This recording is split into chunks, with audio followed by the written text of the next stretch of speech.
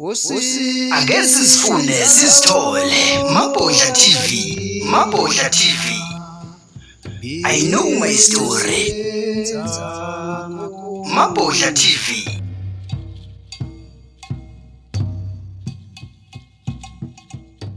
Sifisa ukwazi mfowethu ukuthi sigwema kanjani ukuthi umqondo ungathathi izinto ezigcina zolimaza. Ungathathi noma yini. Indaba ye-environment. Indaba ye-environment. I-environment ike kabili. I-environment ikhona ngaphakathi kuwe. Bese kuba khona le siphila kuyo. Yes. Now abelungu baqinisekise ukuthi le engaphandle iba nomsindo kakhulu kunale ngaphakathi. So masikhula sikhula engekho umuntu osifundisa ukuthi naka lento ifilayo. Naka indlela ozizwa ngayo. If umuntu uhlangana naye and usensa something off ngaye, yazi ukuthi something is off ngaye. But at the same time you can sense ukuthi something is off ngomuntu kanti wembathiswe something negative. I recently had someone engihlambulukela ukuthi when they first met me, yes, when they first saw me, they just had hatred for me naba babengaziqhamukapi. Yes. Well, until bamenywa to one of ama events engwenzayo. Mayefika ufica futhi akatshelwanga ukuthi umenywe ku event yami. Mayefika ufica mina futhi ngekupodium. So waba ne stress manje. Yes. So ukuthi lo muntu futhi enginenkinga naye. Kodwa futhi mayibuza ukuthi inkinga yakhe nami yini. Yes. Naye akazi. So after boma 15 minutes yale ngikhuluma yawoloko yavele yashabalala yonke lento akade eyifile icabanga ngami because eselalele ukuthi into engikhulumayo iauthentic kangakanani. So ngizama ukuthini lana ukuthi kwa personal development umqondo ufawuvuleke. Yes. Funa uvuleka kakhulu. Ungangokuba ingabiki isubject ethi mikhulunywa wena ube ne view eyodwa ngayo. You must always have room yokuthi you are willing to learn and understand into osuka mhlawumbe ungayazi kahle, uyabona. So the reason ngimentiona indaba ye-environment nalesi story is because you cannot separate umqondo nomoya.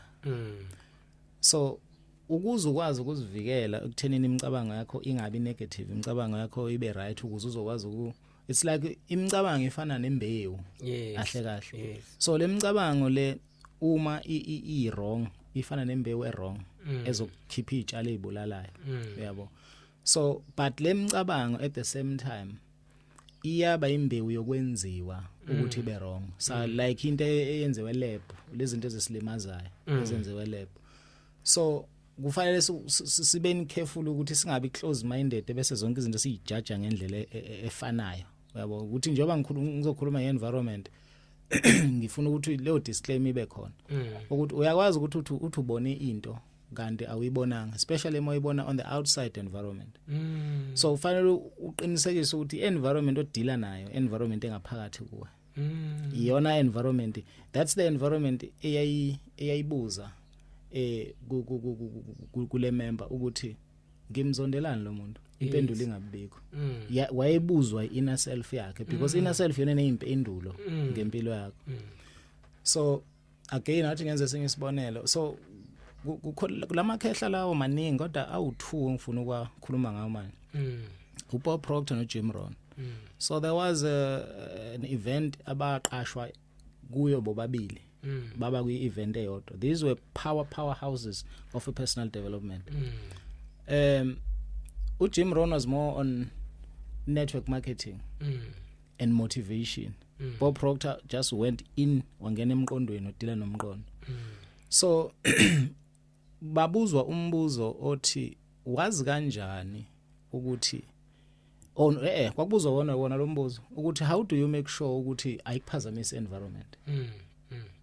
Yabo. So I remember impendulo ka Bob Proctor lapho eyayithi ukuze ukwazi ukubiza into efuna wena empilweni kufanele ukwazi ukuthulisa umqondo wakho ngishabe kuthiwa njengoba ngila eThekwini ake sithi nje ukuthi usemarket ubona umsindo semarket ngapha ukukhala le radio ngapha ukukhala lomsindo ngapha ukukhala lomsindo ukwazi ukuthi umulapha wena kodwa still uzigcine ucabanga lento oyifunayo ngesikhathi oyifunayo unga affectwe lo msindo or outside that mawusu kuleyo level leyo usuke umuntu ongaphazamiseki ke in terms of ukuthi uzo influencer outside environment kunabantu abaphephuka nomoya because ba affectwa outside environment so indaba ine environment kahle hle so ukuthi utholana empilweni awutholi yini empilweni i-environment iliphizo lilalelayo elingaphandle noma elingaphakathi so into ke ekulekelela ukuthi ukwazi ukulalela izwi elingaphakathi kunezinto ezenziwayo yes ebholeni kunama exercises esiwenzayo ukujima ukuze sikwazi ukuthi sibe good as a team technically yabo physical training ball training yonke nasemqondweni same thing umqondo ufana nemuscle imuscle ukuze ibe strong fanele ijinyiswe every day ufana nomzimba womuntu umzimba womuntu uyalamba ufuna ukunarishwa ngokudla nomqondo ke same thing ufuna ukulekelelwa so that uzokwazi ukuthi ukulekelele nawe so i training yomqondo unfortunately like esikoleni esikoleni kunayo yonke inhlobo ye training but eyomqondo i training in fact no nginamanga ikhona i training but it's i negative i training yomqondo esikoleni ayitrain positively ikutraina negatively so ukuze ukwazi ukuthi more or less ngoba ngeke kube 100% ubize more of izinto oyifunayo focusa kwi inner voice yakho focusa on that voice that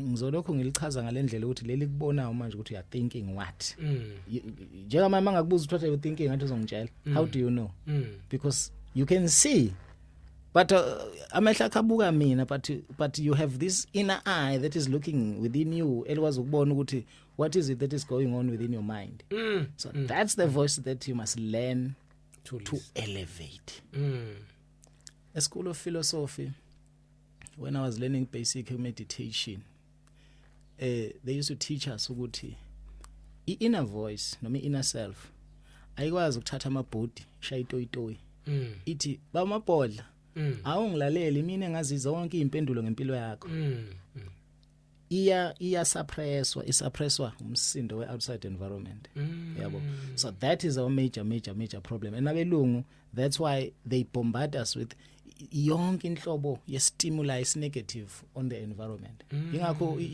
I dish at DStv uyifica ngisho emkhukhwini ongaka makuhlala umuntu because kuyazi ukuthi ithuluzi le programming leli of outside so you think you know ukuthi kwenzakalani emhlabeni ngenxa yento oyibuka lapha escreenini so one of the most dangerous tools of programming akhona emhlabeni TV right now ke sekwama phone yabo ngoba yonke lento isisemafonini so meditation becomes the first tool that you can use ukuthi uzithole angithi siyasifuna siyazithola yes ukuthi ukwazi ukuzithola you don't need to understand it and mina ngafunda basic meditation what is it yonke into nama basics yabo ngohlezi ngenze example ngebhola ebholeni siya trap siya passa siya gap yabo those are the three basic of football trap pass space so kwa personal development I basic yokuthi ukwazi ukuba strong build self confidence is meditation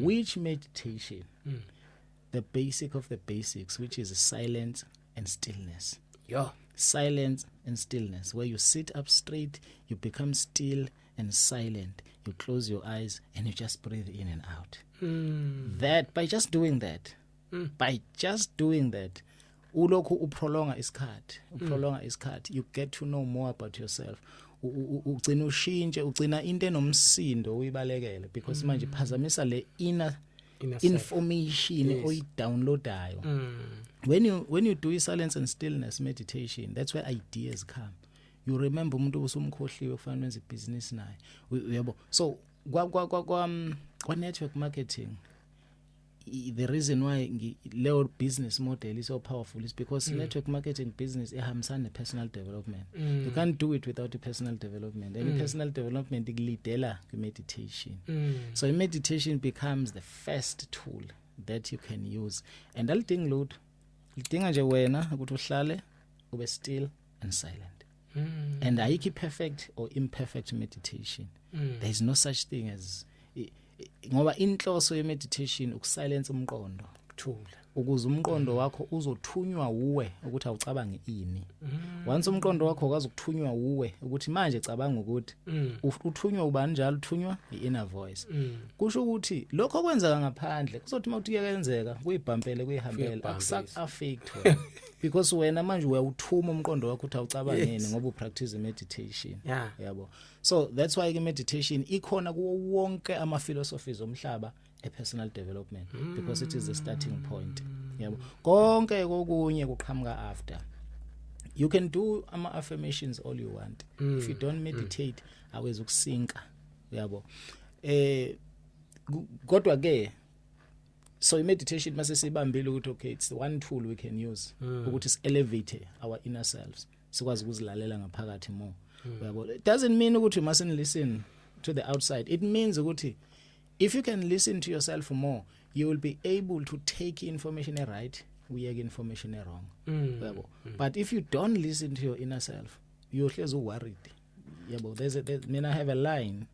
Uma kukhona into engiphatha kabi noma engigqilazayo uthi why worry? Why worry shwayini? Ngoba you have the ability to change the situation. Ifana lento nokuthi ube worried ngento engekho la. Ula njengamanje.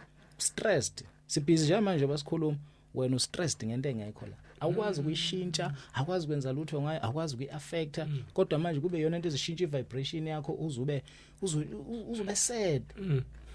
And I'm not saying ukuthi lokho kwenzeke kimi. We are all human. We get affected by these things. But ukwazi ukukusiza ukuthi usheshe uphume kuleso simo. Oh yeah.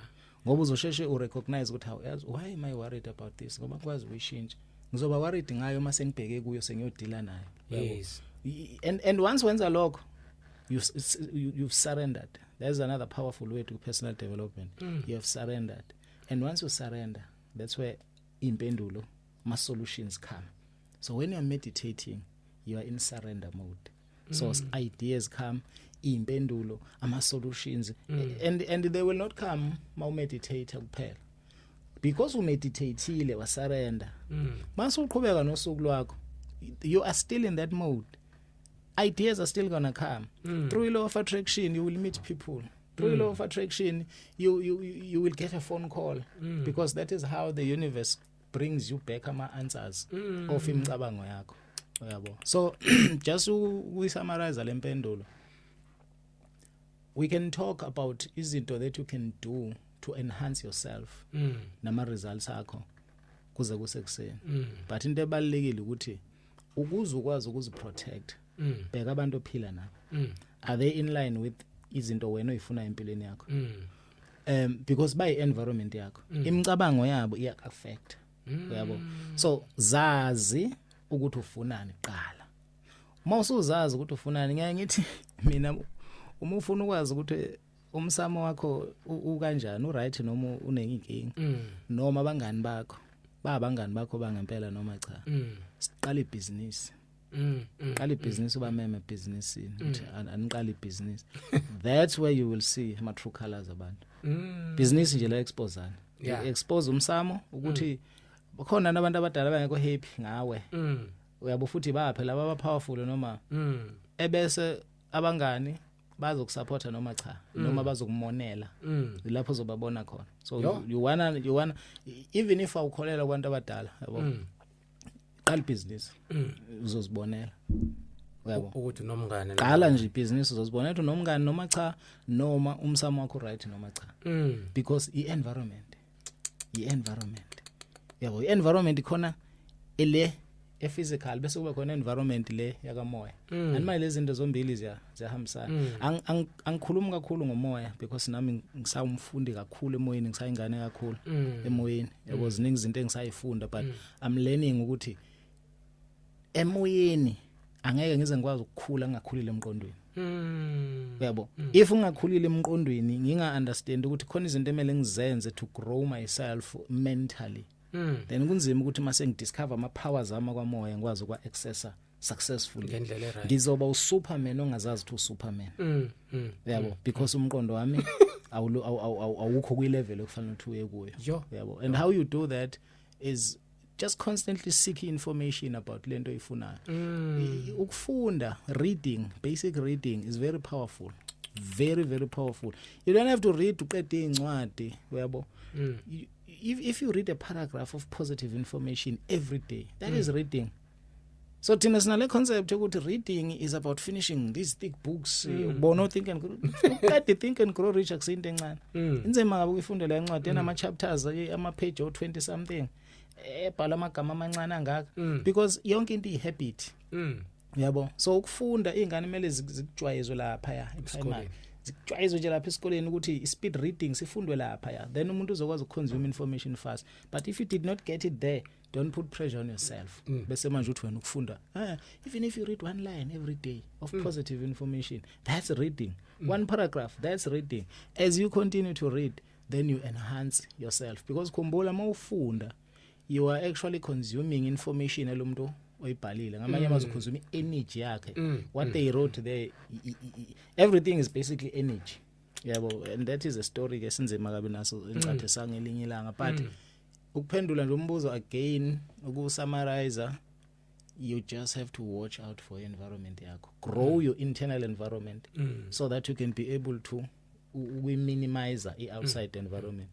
Outside environment eyabelungu is positive. That's why me kufanele kwenziwe izinto kubo kuyashesha. Eyakhe environment, I can give you ama affirmations of 100. Ngithi repeat these affirmations every day. Uzokhona ukuphumelela. Ngithathe the same affirmations wanikeza umlungu. Naye enze the same thing. Look at yourself in the mirror, read these affirmations out loud every day to yourself. Imphumela ngeke ifane.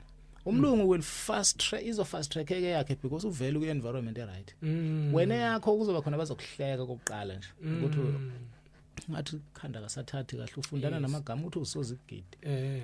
Uzibiza ngemillionaire, uzibiza uthi uhlala kwimansion, uthi driver imoto iRolls Royce. Ngathi useyahlanya le card because I understand the concept. Ayikho ku subconscious yabo. Ngala leyo concept yaziwa. Yabo. Isigwili isona sokusupporta in your pursuit of your dreams. Yes. But umuntu ongenamaphupho, umuntu yena ongazi ukuthi ayikho into angekakwazi ukuachieve, yilozo uthi umtshela ngamaphupho akakutshela ukuthi ngeke lento ayizenzeke ke leyo esho engakazi azayizame kwakwezami. So environment key. Check environment yakho, check ukuthi ubani abakakile.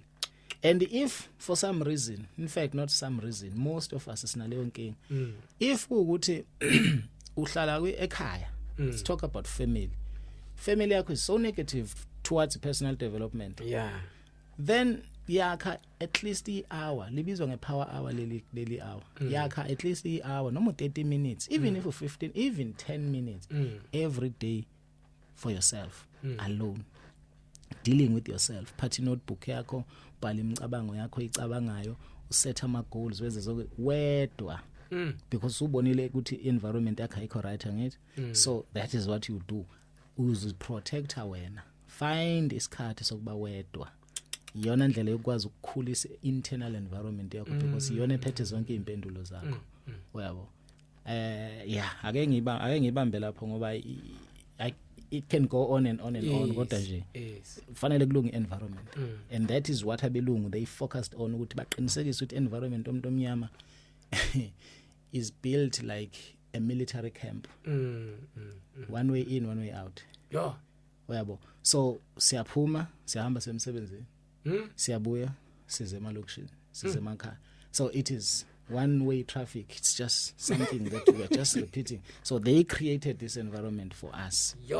And bayenza ya pretender ukufana neyabo because nabo banemiza ngithi nabo slogish nabo, but ezabe izindlu zenkulu, ama services abo mahle. Umuntu osebenza kwa water kodwa esebenzele endaweni zabelungu, nomuntu osebenza kwa water esebenzele endaweni abantu abamnyama, those are two different people. Mina I have someone esasifunda naye mangosuthu, ngahlangana naye years later, ngithola ukuthi usebenza kwa water kodwa edolobheni eMpangeni emzini abelungu. Hey, ngendlela abatatazela ngayo amanzi evalekile kubelungu befona ngapha nangapha belungu kodwa mephele ngapha elokushini they don't care so yabo environment is very very key yenziwa ukuthi sigcine si negative so if we can fix the environment so qala ufixe yakhe environment that is the key uzokwazi ukuthi izinto ezimbi sheshe uyibone ziza lapha kude udile nazo early siyakubona okwemoya emibi obuthakathi nani but deal ne environment yakho kuqala mfoka majani wamabhadla ngakuba abantu bayaqonda ukuthi inkinga abayibona phambi kwabi bazungezile icreate uyibona ake ngiqale nje ngithi ubuthakathi bukhona yes we all know negative spirituality exist futhi singabantu abamnyama ke singoso science abadeep kabayo but ikhona nje ekukhuleni kwethu through ama environments esiphila kuwona singanakile singaboni bayibiza leyo ngesubliminal conditioning into ekukonditiona noma ekuprograma ungayiboni ukuthi yakuprograma which is why environment ingozi because you'll never know ku environment ukuthi le environment okuyo ikusaphi ngokomqondo so through subliminal conditioning kwakhona ukuthakathwa lokhu kuyinto esigcina siyibiza singanakile thina siyayibiza because iyinto eku environment ekukhulunywa ngayo njalo uJack Canfield kwenye ungomunye wama speakers lapha kwi Secret so naye ke umunye umuntu engabalandela nje uyathi mekhuluma ezokhuluma ngevision board athi ifuna lokhu focusa kulokhu awukufuni lokhu yes focusa kulokhu lokhu kuyanyamalala but uma uzothi ufuna lokhu ufocuse nakulokhu kodwa ufuna lokhu ukubiza konke so ngamanye amazwi lokhu kuthiwa that which you focus on you attract kusayi concept of attraction again leyo so imicabango ke izinto esizibizayo sizibiza ngendlela ezimbili sizibiza ngokwazi sizibiza nokungazi kodwa in fact ngendlela ezintathu ingakho kunama levels awareness ukwazi noma ukunaka awu4 so ilevel yokuqala ukungazi ukuthi awazi so you ngesilungu bathi you are unconsciously incompetent awazi ukuthi awazi kuzoba ilevel yesibili la umuntu esuke khona azi ukuthi akazi so that is a good place to be ukuzazi ukuthi awazi you are consciously incompetent so uyazi ukuthi awazi and then esithathu kuzoba umuntu manje osazi ukuthi uyazi so you are good manje at what you do you are consciously competent and then level yokugcina bese kuba umuntu ongazi ukuthi uyazi so usuku autopilot lapho ngezinto ozenzayo ngiyacabanga ukuthi lapho uma usikhandela imadakwane lapho so umuntu so unconsciously competent awusazazi ukuthi umaster wakho ngoba sekuyinto yaziyo nakwi programming yomqondo wakho ke for izinto eziza kuwe empilweni yakho same thing kukhona okubonayo ukuthi nakho kuyangiprogram kukhona ongakuboni ukuthi kuyakuprogram kukhona oya kukho wena ukuthi kuprogram which is ama affirmations your vision board your meditation izinto ozenza ngamabomu ngoba uyazi reprograma wena but khona into yazi ukuthi yakuprograma kodwa manje ukwazi ukusuka kuyo because ikwi environment yakho it still programs you even though wena uyayibona ukuthi yakulimaza the fact ukuthi uyayibona ukuthi yakulimaza but you still participate kuyona doesn't mean ukuthi izokuxolela still izokuprogram bese kube leyo ngayazi ukuthi yakuprogram leyo ngayazi ukuthi yakuprograma usukufana nomuntu oseringini ulwa nomuntu ongabonakali uyabo invisible uvela jikeze ngangemuva kwakho akukhahlela awumboni ukuthi ungakuphi so ilento ke bathi subliminal conditioning iyakuthatha ikubhende to a certain reality wena ongazi uxakeke wena wathola ama results ongaba understand until you can investigate environment yakho then you can see ezinye izinto ukuthi oh that's where I get that uyabo because mina I've never thought of this there's an example a very powerful example eshiwo omunye sozigidi sisemhlanganweni ebuza sikhuluma ngayo law of attraction ukuthi kuyenzeka yini sozigidi ukuthi ngi-attracte into kwenzeka into engazange nje nhlobo ngize ngiyicabange futhi engangayifuni nako ifuna yabo. Well, i-obvious answer lapho ukuthi ayikho into enjalo yabo, but bekumele azachaze yena athi yena waphisana ngefoni because wayengayidingi ifoni wayisalela nopopopo kodwa uthenge elinye ilanga nakile kwavela kwaqhamuka umngane wakhe amuphi ifoni uthengele ifoni entsha i-smartphone wayekade engasifuni wayenganandaba naso wayengasidingi ingakho wazi waphisana ngaso. Ngathi mina yabona ngesikhathi uphisana ngenhliziyo emnene ukuthi usize umuntu onenkinga awulandela umthetho oqala wempumelelo which is you first give before you get. So when you gave but you even did a very powerful thing, you gave without expectation yokuthi lento inikaza izobuya. That is what guarantees ukuthi izobuya. Angithi njoba kade uchaza indaba yalo suke ejikjela izulu usuke yena engena expectation ukuthi lento izobuya uyayijikjela nje wazi ihambile angithi usarendile uyijikjelile nje ukuthi ahamba and then bese yabuya because ibuyiswa yini ulandele imithetho ukube kuthiwa ubeyijikjela wayeseba novalo noma wangaba novalo noma wajikjela wayese as programmer yena ukuthi engabuyi waba conscious of lawo ma feelings lawo mhlawumbe wayengayivika asazi but because wayijikjela wayesurrender impilo iboomerang yahamba yazungeza yabuya.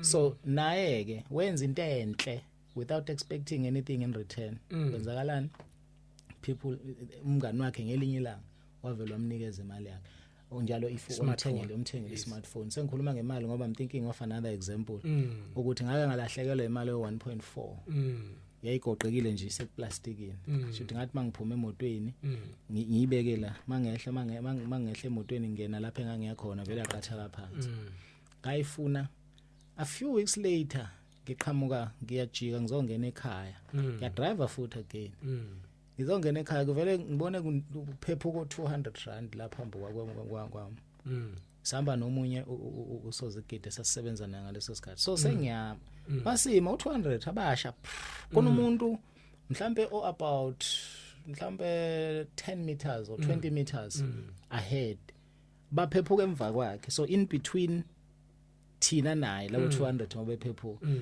misi imoto phambi komgwaqo siphume sobabili siqala zisisa le mali yakho umuntu ewakuyilutho asiboni lutho nalo umuntu there's no way ukuthi le mali wakuye because iphephuka behind yena sathi masibala yayi 1.4 exactly why because ngasikhathi ngilahlekela angizange ngathi mase ngicinga ngadela ngase ngisarenda uthi ilahlekile and then I surrendered and then imali yabuya yabo. So ipoint lami la lisekuthenini abantu abazi because aba understand ukuthi anything that you think about repeatedly is ikhande ama emotion because imphumela iqhamuka from emotions into emotional ngayo ikhanda ubhlungu uyabukhanda sure uzocabanga ngento ebhlungu njalo uyabiza molo bobuhlungu uma ulalela uEsther Hicks in the teachings of Abraham uzokutshela ukuthi if ucabanga umcabango for 17 seconds after 17 seconds lo mcabango whether muhle umubi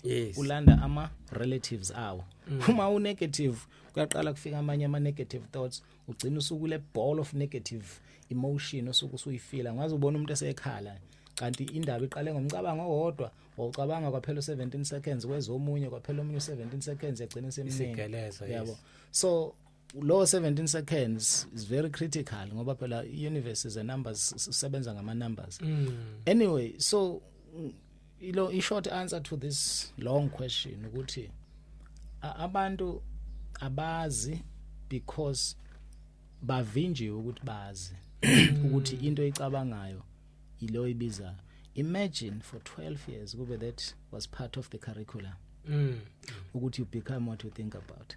For that 12 years wasesikoleni if that was part of the curriculum why lezinto critical kufanele sizoyikhokhela imali eshisiwe kanti what are we doing esikoleni what is the point kahle hle if ngizoqeda isikole useless and worthless fundisa angina talent ngisho nelilodwa kwaqamba kufika abafowethu basemazweni angaphandle bazokwenza izinto sesifila threatened because we allowed the education system engasifundisi lutho eku obvious ukuthi ayisifundisi lutho you mentioned something earlier indaba ukuthi i-education system what it did ikhiphe wonke umuntu ekhaya wonke umuntu ngisho umama yes ikhipha ingane esikoleni ekhipha ubaba emsebenzini ekhipha ubaba umama emsebenzini so who's building ilegacy lekhaya yo if sonke asikho every day sibuya ntambama nonakekela leli khaya ubani obuild ilegacy lekhaya yo kuze kube nemizi egqekezwayo nje because umoya emsebenzini manje emsebenzini niyakhona ukukaleka isikhathi seni igebengu zenza lento ekuthiwa reconnaissance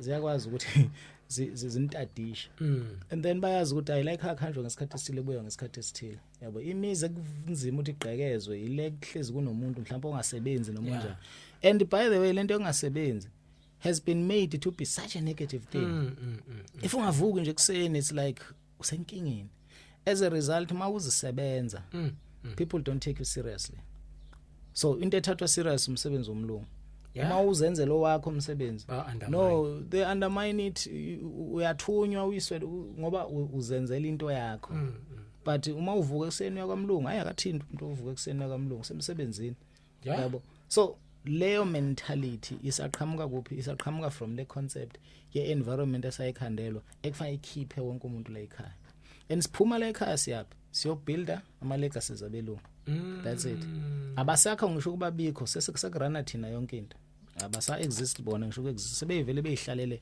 ema holiday emzini yabo ithina sibabalela imali ithina futhi esithengayo ithina senza yonke into why because manje as we speak njengoba sikhuluma there's no one emakhaya absolutely no one emakhaya and lento affecta wonke ama levels yabona isikole indlela esidangerous ngayo ngokwe curriculum efundwa manje nama activities enziwa njengamanje sibi era AI njengamanje so lemsebenze esifundela ukuthi siyoyithola already exist ayisekho njengamanje ay exist kodwa thina sifundela ukuyoqashwa ngomsebenzi ethile engasekho already and ngendlela ekhula fast ngaye AI ngemsebenze ekwazi ukuyenza right now it's very sad ngoba into njengamanje mina wathi I would recommend because ngoba kukho kwe subconscious ngeke bekwenza abantu go study AI just study one AI tool every day or every week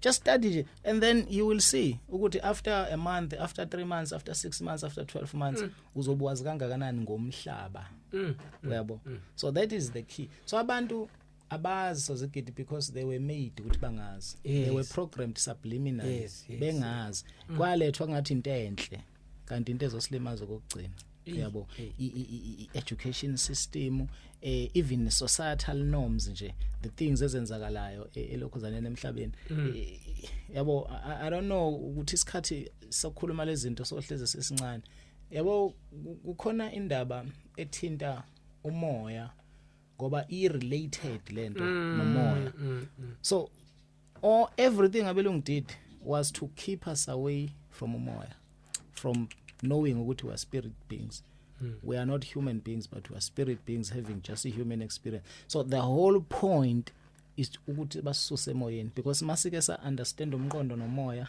then siba ama superhumans siba abantu abakwazi ukwenza izinto ezingenziwa uyabo singabantu abamnyama and asidinga ukudubula nje inhlamvu eyodwa zesipithu umlungu the most dangerous thing umlungu kuhlangana kwabantu abamnyama that's why enza konke okusemandleni akhe to keep imqondo yethu busy ngezinto ezi-useless sure angibambe lapho sozigidi I hope ukuthi uphenduleke wona umbuzo I hope uqinisile mfowethu uma ukhuluma ngendaba ye-education system ngoba ngempela umbuzo uthi uma ukhuluma kanje sisaqhubekelana izingane zifundiswe ngento vele engasa exist ekubeni bayabona vele iqiniso liyazi ukuthi kungena ama AI siyabona nje lapha na ko KFC ongena khona ama robot la ofika uswaphe khona uthola iticket lakho hambisa slip lapha kuphuma usophuma nempahla yakho uhamba so ngaya ngathi mangikhuluma ngelinye ilanga ukuthi le nto ngikhonje omunye usisi eKFC ethe baba ophethe icard uyalapha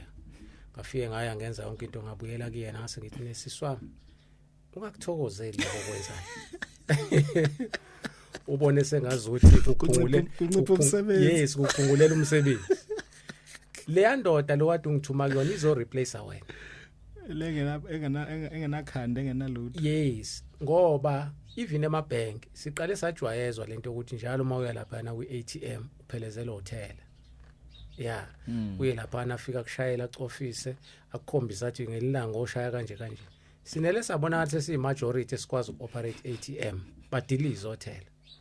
Ngamanye amazwi lento okhuluma ngayo powerful Sozigate ukuthi i-education system yala eSouth Africa ngazi ukuthi yini le yenzayo kahle kahle. Ngoba uma bebhizi befundisa izingane into engasa exist ukuthi uyoqashwa ekubeni kwama AI manje azothatha indawo yabaqashi. So kodwa kudaba lawo ngelinye ilanga esiyongena sijule kulona. Ngifisa singene kule mfuka amatshane yokuthi why thina abantu abamnyama sikholelwe kangaka ekutheni ayikho into esingakwazi ukuyenza as bantu people sihlangene noma ayikho into ongakwazi ukuyenza wena khona to khona without umlungu. Namhlanje sibhekene nengwadla umuthi uyabhekisisa uke wakhuluma ngalento ukuthi sama millions angakanani eSouth Africa ngokwebala. Kodwa sihlulwa nje ukuthi sihlangane sabantu abamnyama kusasa lokho kusayo umlungu singamkhipha ekseni ngaleko kumkhipha ngeyikhwepha. Yeah, abanye ke bayibathi ke ayisekho indlela yokumkhipha isystem kade yakhandwa njalo njalo kwakhuluma ngendaba zo subconscious mind noma therapy ukuthi into vele omunye umuntu uzothi uyakhuluma naye agoloze naye. Uma sibonke isystem yabelungu ayisebenzeli sivinjwe yini ukuthi sikhanda wethu ama system. Wami umbuzo nje ubheke lapho Sozigate ukuthi why thina abantu abamnyama singakholelwa kithi sikholelwa ukuthi yonke into right iqhamuka nabelungu. Ukuthi ke leso Sozigate ngibias kakhulu ngayo because ngina 10 years ngibhizi nayo. It was 2004. Yes. When ngibuye eMangosuthu ngifike ekhaya. Isifica ngathi izinga lensango egengene encane laselikhuphuke kakhulu. So bese ke nezinsizwa ama brazo nje ngangikhule phansi kwawo. Saphuma nesinqumo sokuthi ake senze something. Yes. Ake senze something towards intsha. Kodwa sayicabanga lento more ngokwe mindset yokuxhasa ukuthi singaxhasa kanjani. Ngaleso sikhathi umuntu usanda kubuya eMangosuthu usaxakwa ama in7 anti ayibona lento yokuphambana kwe-education system uphuma e-tertiary kuthiwa sekufanele ube ne-experience yomsebenzi ukuze uqashwe. So umbuzo ukuthi uyithola phi experience ungaze uqashwe ngoba ubuse esikoleni all along neminyaka yakhe isho njalo. Kodwa sekuthiwa hayi kufuna ke experience for in7 by the way. So ngibuyeleke ekhaya bese ngifike ngidiscover lento bese siyahlangana ke nezinsizwa. I remember sincike ngodonga kwakuna nezulu sise emqashweni okwakuhlala kuwo omunye wethu so discuss lento. I-idea yafika yathi asivule ibusiness asivule inkampani akushaya not ibusiness asivule inkampani. Because that was the only thing we knew. In fact I didn't even know ukuthi asivule inkampani. Okay, sivule inkampani. Umbuzo wami wawuthi izokwenzana le nkampani. Yes. So why sifanele sivule into but ngangakhona ukubuza ngawubuza ngaphakathi. Yes. Lo mbuzo ngawubuza ngaphakathi kwaqhutsheka kwasetshenzwa yenziwa leyo CK.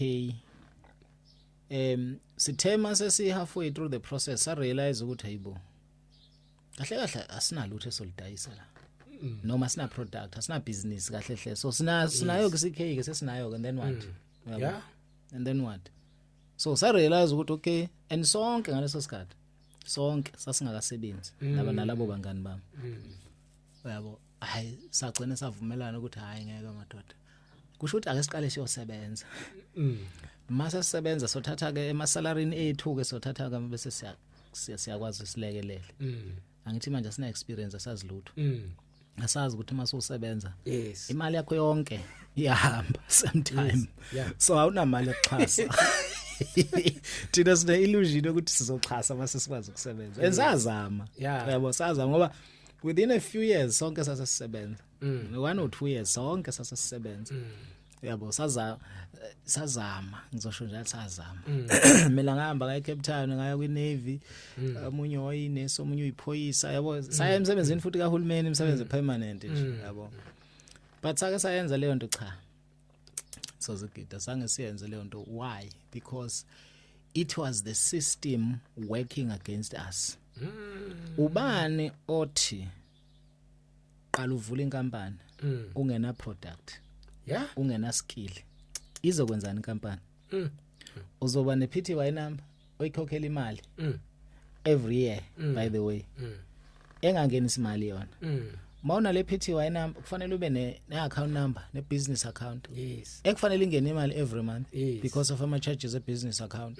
ekufanele ube nemali up front ukuze uyivule le business account ebese uphinda futhi uhambe kwa SARS uphinda ukhokhe ezinye imali futhi just ukuthi uthole i-tax clearance or incwadi yakwa SARS or whatever awuna business awuna skill awuna service awuna product awuna lutho kodwa sekunamadoda amile nje kunamadoda amile futhi imali kuwena yabo because wena uqale waya kuwo ngobani kuthiwe kumele uqale khona so amanga akwi education system yethu ke manje neyempilo I was very sad yabo angeke ngize ngimention any names but I was very sad to find out ukuthi antu ngizwile ngithekwa ku 2004 when thina we discovered this in 2026 kusenziwa ama workshops kuthiwa youth in business kule youth in business kusayokwenziwa the same thing ingane sayofundiswa uyintsha isayofundiswa ukuthi kufanele iyovula inkampani ihambe yo register aqalwa ekuthenini umuntu unayo le business lona unayo inkampani unayo njalo skill unayo ne product unani kusakhulunywa ngokuthi register qala before wenze anything that's why abantu balinda ama tender everywhere because itender uhambe yo register bese ufuna wonke lamaphepha lezicufucufu zamaphepha khona afunakalayo uhamba wakhokhela nawo wabribela nawo kufunakala imali kuwena so that le mali ongenayo izothathwa nayo yabo so indaba ke mina ngokwendlela engiyibona ngayi la ngenza ivideo ku TikTok ngichaza lento ukuthi singabantu abamnyama indlela esibaningi ngayo asimdingi umlungu ukuze sikwazi ukuphila but right now siyamdinga because simvumelile ukuthi acontrol yonke into ngeimpilo zethu so in December I told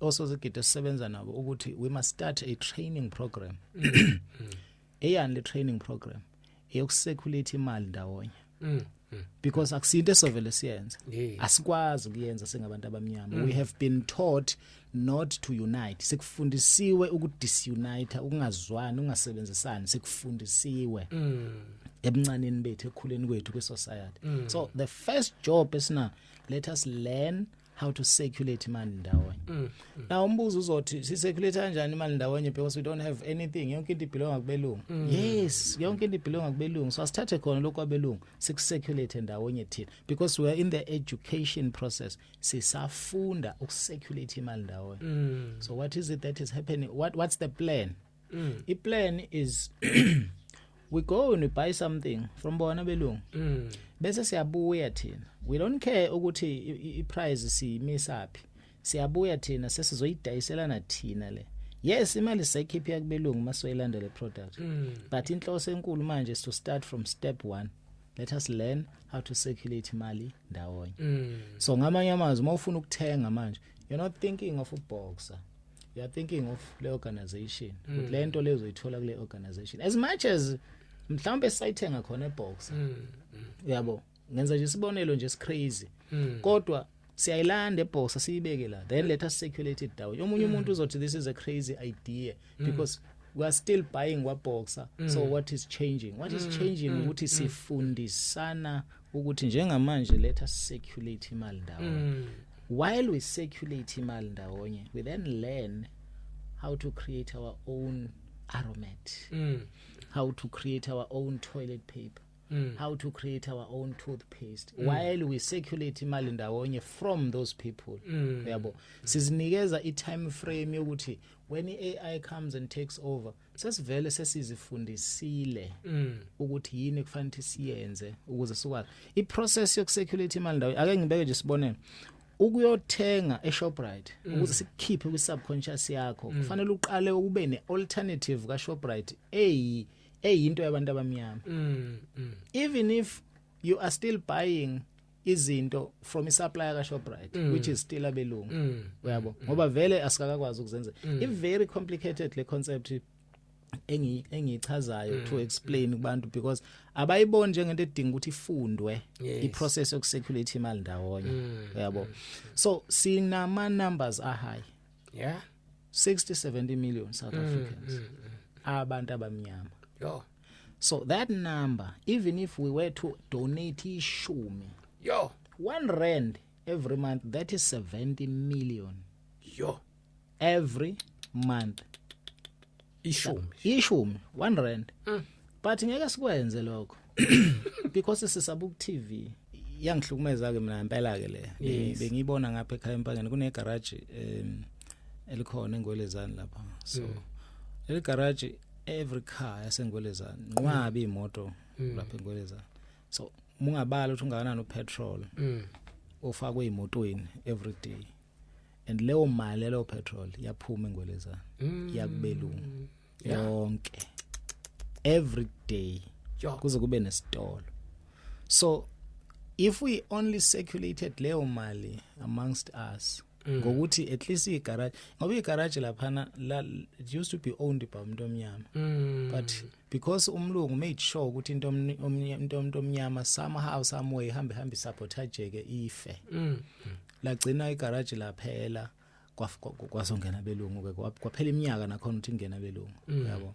so if ukuthi bekuse ilelo garage lomuntu omnyama it will make me happy just like indaba zama tuck shop akiyenze sense kimi unless in fact not unless akiyenze sense kimi ukuthi khona abantu abavele bafika nje le South Africa bona nje bavele bakhanda system perfect ema tuck shop nje abo where are they getting ama products la izweni lethu yabo where are they getting ama products la izweni lethu these people are rude these people abafundile nje bathina siqhakambisa ukufunda abazi nix but they are running a perfect machine yama supermarket and ithini sibanikeza imhlaba yethu ukuthi bakwazi ukwaranela kuyona so that is a system so everything is a system so imagine ke now ngeke nganza futhi isibonelo lapha eClermont ugcwele itende imqasho ngoba it's an industrial area ngithe New Germany so njengoba kugcwele imqasho kanje so imqasho nguthatha njengomuzi ke mina so ngathi ake sibaleni ukuthi lezi itende ezingaka egcwele la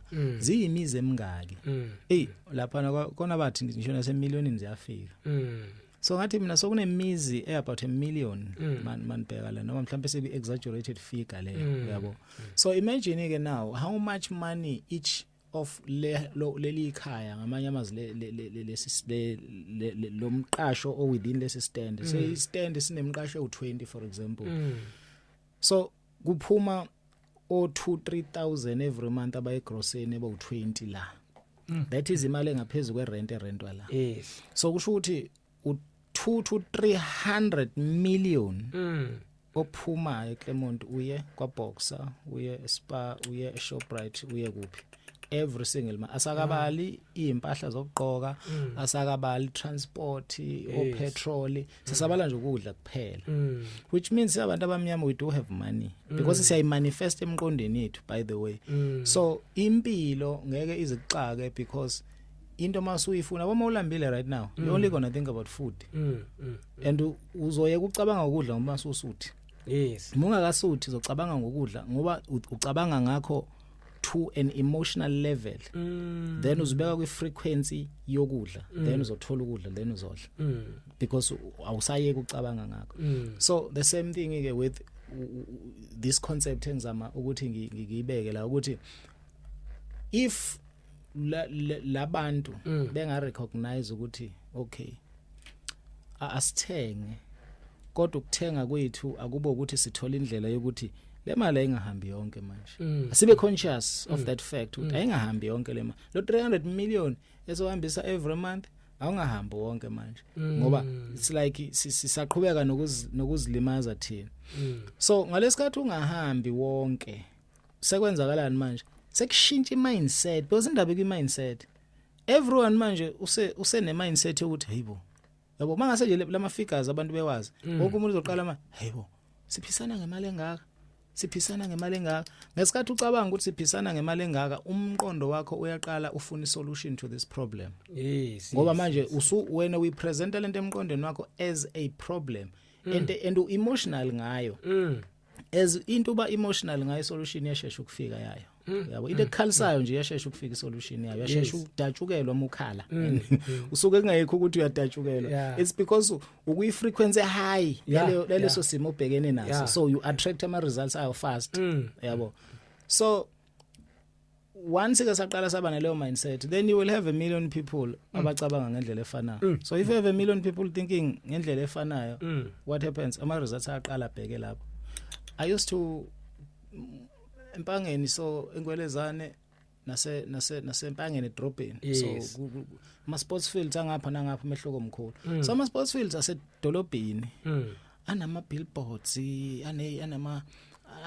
anama lokhuzana what you call these things ehlobisa advertise ama business ebekwe emaceleni ama board la and then it hit me ukuthi less sports fields igreen kanje because ichaswe obaba beingane idlala la noma beingane idlala ama business abo ngalelo kushin thina silinde ukuthi uhulumeni ozozokwenzani ozozosikhandela ama ground yet isikhona sikhona singabazali but silinde uhulumeni ukuthi ube yena ozosenzela because uhulumeni usifundise ukuthi asidepende kuye abelungu abadepende kuhulumeni because uhulumeni wenziwe yibona yes bane yaba indlela bona yokwenza izinto outside of uhulumeni yabo ingane zabelungu zikhula on a very different vibration than ezabantu abamnyama ezabantu abamnyama zikhula zamele sebenzela abelungu ezabelungu ikhula zazi ukuthi imele zisetshenzelwe abantu abamnyama so that's a different mentality altogether and hayi ukuthi zikhula ziyakwazi lokho manje shothi sihleli silinde nje ukuthi uhulumeni thina silinde uhulumeni ukuthi uyena uhulumeni ozosenzela but asiboni so uhulumeni thina kahle uhulumeni ithina kahle uhulumeni so le concept ke yenza ukuthi understand capital ekhona the money we take ukuyogrossa ngayo lo 300 million engithi ukhishwa indawo enama households ayi million that 300 million is a business capital esihambisa kubelungu so once you start thinking about it that way then usuzobona ukuthi okay so laba kweyabi community because abelungu bancane by the way bancane kakhulu abelungu so when I say abelungu asidinga isibhamu kulwa nabo we just need to come together now imagine sekuphele 5 years now we are building we are now growing our own food we have practiced indaba yokucirculate imali sesi used to so manje akusekho emqondweni wethu ukuyothenga kubo sesiyabona uma ukufuna into so ucabanga ukuthi konje kwi community yami khonani uhambe uyothenga khona uyabo so sekupheleke manje lethe 2 3 4 5 years then sesikhipha umthetho mhlawumbe sesiwu 10 million sesikhipha umthetho sithi okay ngelanga elithile wonke umuntu uyaye kuyosebenza obesebenzela umlungu ngoba sesikhandile vele platform ukuthi siyenza kanjani imali ngala what do you think is going to happen within a month with abelungu akusekho umuntu obasebenzelayo akusekho umuntu othenga amabhizinisi nabo what's going to happen shut down bazozocela kithi imisebenzi they cannot be billionaires abelungu without umuntu omnyama when they plan i-business abelungu basuka i-target market yabo kumuntu omnyama so they can't be billionaires we are the ones who make them billionaires they don't have the numbers yokuba ama-billionaires when they invent a new product i-target market umuntu omnyama when a new product is invented whatever business model abanayo uma bekhanda social media platform ethile in bayazi ukuthi consumer yale content enkulu kuzoba umuntu omnyama they know this susu umuntu omnyama ku TikTok and see what happens susu umuntu omnyama ku Facebook and see what happens Twitter everywhere we are the primary target market because we don't know we are the primary target market so the leaders of abantu abamnyama bakhombisa ukungabi nama ideas ukuthi kufanele ngabe kwenzakalani. Buka iChina njengamanje ukuthi from a government perspective ukuthi kuphi. If I leadership yazi ukuthi yenzani. Yeah. Ngeke sikwenze lokho because ingane zethu zisa and yazi there's something called a self-fulfilling prophecy. What is the example yayo la? Musa emncane uhamba esikoleni. Ufika esikoleni usinyanya isikole at first uzosithanda usijwayele because sesike subconscious. Ingane by the way ihlezi engakhululekile ngokwesikoleni. Uma usasesikoleni Yes. usukufunda lo 12 years tertiary nanani mogcinile tertiary mungayanga tertiary uphuma ufuna umsebenzi. Umzali wakho between 20 and 40 sibeke lapho. Uma umzali ethi 50 60 70 yaqala igraph yajika. Uyayibona yonke lento ibingekho. Lento yokusebenza 30 40 years uretire uthenjiswa ipension engaka nani. Uyaqala uyahlupheka manje. Imali siphelile epension because kukhona enye into esiyokhuluma ngayo ngelinye ilanga ekuthiwa ref counter effect. And le mali phela nje futhi namandla wasekho. Yabo.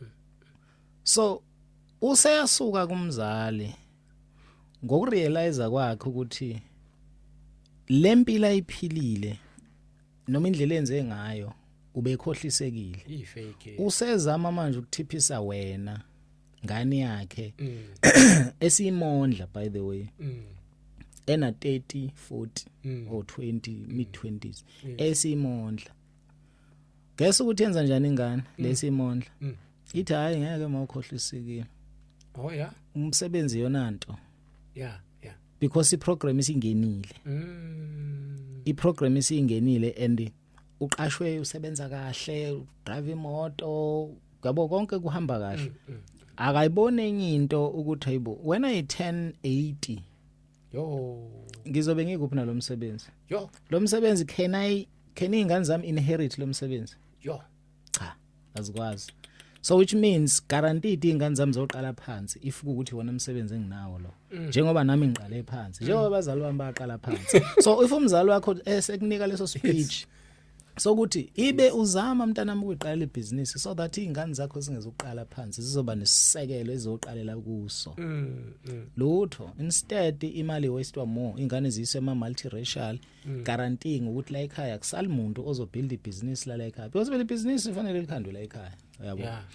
So ihambeke le cycle kanje umncane ufundi uyaprogrameka ukuthi masuku in your middle ages usucaught with imatrix sikubambile masumdala usurealize ukuthi imatrix lento ayibingekho usuthi unikeza iadvice ekuthiwa wena okhohlisekile and then the cycle just keeps going and going. So it becomes a self-fulfilling prophecy. So abelungu they knew ukuthi if they get you uma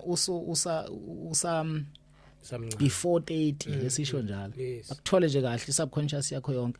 Wathi uma Johnson isikhathi sokubamba sengane is up to the age of 7 between 7 and 12 isikhathi sengane sokubamba basic information ezo drive impilo yayo. Thina what do we do? Sithatha leyo mnyaka siyinikeze isitha sethu esikoleni. So which means ingane ends up leyo mnyaka leyo 12 critical for information efaka ingene emqondweni wayo. Leyo mnyaka leyo siyinikeza umlomo. Ihleli lapha esikoleni. Ayifundi lutho la ekhaya. Lento ekuthiwa passing on information, mother tongue, generational what. There's nothing like that with us abantu abamnyama because nalemsebenze esiyenzayo we're not even going to be able to pass it on to our kids. Amafa lawe siyawashiyela ingane zingafundisekile ngemali zisala zwabange zibulalana siyakubona lokho but akuringe emqondweni wethu let us change that mentality ukuthi instead of ukuthi ngicabanga ukuthi ngithatha life cover ezoshiya 10 million for ingane why ngingasifundisi ukuthi how to handle 10 million ziwuthole uma sezikwazi ukuhandlisha. No, we love ingane too much. Why? Because sine mentality othina sakhula hlupheka so ingane zethu asifuni ihlupheka. Indaba yokukhula hlupheka is twofold. Yes, it was bad but it made us strong. So now as a parent you need to figure out ukuthi how to make your kids strong so that izokwazi ukubhekana nempilo. Umusobe sokuspoil ingane non stop ngoba uthi wena wakho uhlupheka uyazilimaza. Ingane ekhula spoiled iba iproblem kubantu ekhula ihlale nabo. Madoda Ayibi iproblem kuyo, ayiboni yena ukuthi there's something wrong ngayo. Kahlala sokuyibulala leyo ngane, yabo. So isle self fulfilling prophecy ke eyokuthi singaboni thina ukuthi sishawa yini singabantu abamnyama ke isuka lapho ukuthi esikoleni ube mdala usebenze ube mdala urealize ukuthi bingekho yonke lento uthi unikeza iwisdom kuthi wena okhohlisekile, yabo, because iwisdom sokusuyinika ngani. That's why you find abantu abadala kakhulu kuma networks kuma banoyi kakhulu. Now kuze kuthi uma sekufika a proper business opportunity ithathwe nayo ezibhanoyi, because kwaziwa ukuthi kunale mentality. Okay, there's something else eyenziwa isikole ebese ufika uyifunda masomdala. That is into yokugaranteka ukuthi uzothola imali oyisebenzile noma usebenzanga. Emsebenzini khona abantu abangasebenza abadojayo, but they still get their full salaries. And also that's the first thing. The second thing about umsebenzi, uya enkampanini esivele siye well established ukuthi kwathatha iminyaka emingaka ukuthi ikhandwe awazi wena ufike yonke into seyi perfect. Sekunama departments, sekunama salary notches, sekunama payslips, sekunani. Awubazi besasebenzele basement abanikazi balenkampani ukuthi bayaqala phi bayabheka. So uma singabantu abamnyama ke sicabanga uqala into sivele siyitshela ukuthi within 30 days sesokwenza profit. My profit singayenzi ayikho lento eyenziwayo. Lento useless because in 30 days ayisiholelanga because siprogrameke ukuthi mina ngithi njalo 30 days. Mina ngithi 30 day syndrome. So sishawa 30 day syndrome ukuthi silindele imlingo after 30 days. That's why mina ngiproud ukuthi siqeda 10 years manje we are building into yethu. Iwa ivuka because we're dealing with the mentality, we're dealing with the subconscious conditioning wrong eyabantu. Nomlungu owakhipha noyi walakho uqala wafeyila waliphinda wafeyila kanjalo wazi wagcina isakhe lokugcina lapha. Story somlungu wakhipha noyi esikhona esitshelwa ngaso ukuthi story lezi ifaka ku Think and Grow Rich ezinye zazo soyahamba yathola ukuthi azenza kanga ngalendlela. But the right brothers labe kuthiwa ibona ka ba khandi ibhanoyi the first time kuthiwa ngendlela akwaku risk ngayo bebe kufanele bahambe nama parts le bhanoyi ngoba babazi ukuthi bazothi ba test ba crash. Kufanele baphinde baqala phansi bafaka amanye ama parts ba the first time lindiza kuthiwa la hlala 12 seconds emoyeni la seliphinde liyaphahlazeka. Bathi begiye bona ngapha ukuthi we were able to keep it in the air for 12 seconds. Laba banomona ngapha babetha ubheke bebethi benzani lento yaba indizi nakuzenza ihlala 12 seconds emoyeni. Ngapha bona ba celebrate ukuthi sibasikwazi ukuhlala 12 seconds. Samba solungisa izinto ezimbali izohlala 5 minutes. Samba silungisa izinto ezimbali izohlala i-hour. Namhlanje umhlaba amngaka kanxa amabhanoyi, yabo. So leyo mentality leyo yokungakwazi ukwenza into long term nokubekezelela into ukuthi yenzeke iziphumelele. That is the reason why abantu abamnyama bengakwazi ukwenza into iphumelele bebe bengamdinga umlungu. So the reason why thina sithi siqala ngokueducateana about circulation of money.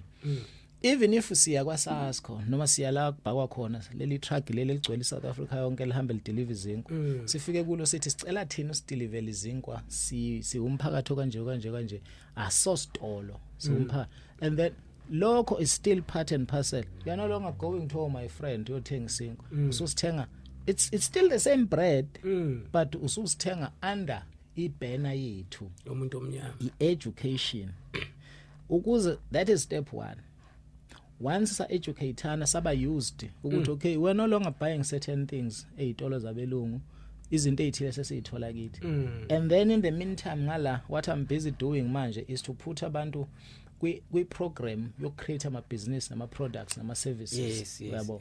So while we do this we are learning that sikwenza simultaneously sikanye. So imagine in 5 years if we succeed in doing this uzobe kwenzakala yabo. So umuntu omnyama akadingi lutho kumlungu njengamanje because uyakwazi ukuziraisela imali asidingi funding yabelungu asidingi lutho labo except ama products abo because ibona bebe sasicolonize ukuthi kube ibona bakwazi ukwenza but temporarily ukufunda into ukuthi uyimasterish udinga 12 months ukufunda into ukuthi uyimasterishe udinga 12 months so ufuna ukwazi ukwakha asikhulume nje ngayo imoto nje uqobo lwayo nje imoto nje from scratch uyabo imoto inamaphathi amaningi ziningi inkampani involved ekwakheni imoto so it means ukuthi in the research of building a car i-team ezobizwa khanda leyo moto kuzobekwa ama departments ahlukene so wena uyofunda ngomzimba wemoto wena uyofunda nge-engine yemoto wena uyofunda ngo-suspension wemoto wena uyofunda nge-air conditioning system yemoto kanje ngamasondo nani it doesn't have to mubuka imoto thina sivele siyibuka sithi we singaqala njani ukukhanda imoto kanti you are looking at it wrong fanele ubuke wena uthi ngalikhanda kanjani isondo oh ngayikhanda kanjani i-aircon yemoto oh ngayikhanda kanjani engine yabo if you looking at it like that then umsebenzi ubamncane uyabo so thina sivele siyibuke lento benkulu bese emqondweni siba overwhelmed bese siya give up because subconscious ivele ibone kuyinto impossible yabo so ukuze sikwazi ke singabantu abamnyama ukuthi senze into yethu fanele siqale si-educateane in the concept and principle of money circulation ukuthi how do we circulate imali ndawonye sisodwa even if we're using their own products yeah even if masaqala we use their own products because asikakwazi ukukhanda wethu then mase siyaqala ke siqala ngama products e-food security for example because yona lesithusayo ngabelungu leyo ukuthi if we get rid of abelungu then food security sinenkinga yabo so we start with ama food security siyaqala sithola indawo siyafuya siyatshala yabo sihamba siyangapha ngakithi mudlula ubheka le kohluhlwe komkhuzu uyothola umbila lo original ngangisho ngithi original phela umbila wasuka kude kodwa ilo sene taste ayilo osudliwa 24/7 manje yabo sengenza nje isibonelo ukuthi there are still places where we can get original mbewu uyabo ezisekhona la eSouth Africa if we dig deep enough and we start sitshale we start sifuye kungazi umuntu ukuthule kuthedu singamemezeli inkinga yenye enkulu kwesabantu abamnyama esiyenzayo yabo nje manje njengoba sikule podcast sitshela isitha unfortunately sozigidi ukuthi sazi ukuthi manje so isitha sesizoba aware ngoba sisebenzisa ithuluzi laso futhi yabo but ke thina sine advantage ama numbers this is why they are fighting against ama numbers uzokhuluma ngo population control because they know bona there's a video there's a recently watched ku TikTok of a lady back in the days I think it was the 90s ekhuluma indaba ukuthi if there was no conflict between thina nabelungu esihlala nje ndawonye ngokuthula abelungu they were not going to last they were just going to disappear within our population ngenxa yokuthi abekho melanin skinned so spiritually psychologically but yay explain yena ukuthi yayo into eyokwenza kanjani so that's why abelungu they are fighting ukuthi bayisuse eduze kwethu because if they mingle nathi they disappear yabo so into eyingozi njengoba ngishilo kakhulu kubelungu kuhlangana komuntu omnyama at the same time ayikho into esivimba ukuthi sihlangane ngaphandle kwemqondo yethu imqondo yethu ivinjwa environment yethu ukuthi sihlanganise so into ekwazi ukwenzeka ukuthi abantu abayibonayo lenkinga kukhona abantu abawoke then bese kuba khona abantu abawoke so I'll use the same word so that it's a paradox yes yabo kukhona laba abawoke to the point of kuba clever black bese kuba khona abawoke ukuthi ngempela bayembulelwa they can see things bayabona ukuthi kwenzakalani bafuna kuba ingxenye ye-solution uma usumdala there is nothing that we can do for you uma ungaboni ukuthi abantu abanyama sinenkinga uma usumdala the only people abasanga educateka ukuthi there's a problem zingane so endleleni yethu yokuthi siphakame singabantu abamnyama mina I only want to work with abantu who can already see ukuthi there's a problem engezoba convince ukuthi there's a problem umuntu uyazi ukuthi there's a problem mayichazela ukuthi kwi community yethu what we are doing we are in the process of practicing circulation yemali because this is what they are doing they circulate imali ndawonye bona the only difference ukuthi banesitolo endaweni yabo bephinde bebe nesitolo endaweni yethu isazolanda imali yethu bese sitolo esendaweni yethu yabo izalanda imali isendaweni yabo because thina sinazi izitolo endaweni yethu yabo so that is the bottom line over the past 10 years ngisebenza ukuzama not ukuzama because into umuyizama usuku ukuthi we've been working full time ukuhlanganisa abantu ababona ngendlela eyodwa. The only thing that keeps phazamisa le vision abantu abafika be pretend to understand the vision kanti abayi understand. So right now seku easy akuthatha isikhathi eside ukubona ukuthi lo muntu ivision yokuthi sinenkinga siyabantu abamnyama sayibona noma cha. Umuntu who comes to our community as treat njengebhanoyi sasheshe ukumbona and we get rid of them. Sifuna umuntu njengamanje o understandayo kunanegama elithi inner standing o inner standing ngempela ukuthi we do have a problem singabantu abamnyama and sibi era ye AI manje whereby ukwazi kwethu kuba basebenzi is going to be useless. It's already useless kuma industries amaningi. Do you know sosikithi ukuthi ngakhombisa abantu ivideo ngo2017 eFinland ku unrollwa amabhasi as driver. The largest employer emhlabeni is driving ukushayela. Yes.